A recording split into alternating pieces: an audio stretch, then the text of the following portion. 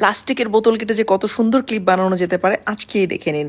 শুধুমাত্র শেপটা জানতে হবে, এই শেপে কেটে একটার উপর একটা গ্লু দিয়ে লাগিয়ে বানিয়ে ফেলতে পারেন।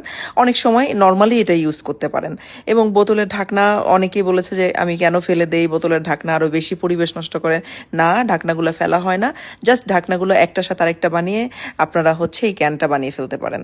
এবং প্লাস্টিক দিয়ে সুন্দর সুন্দর ফুল বানানো এর আগেও দেখানো হয়েছে, আজকে ডিফারেন্ট একটা ফুল দেখানো হচ্ছে।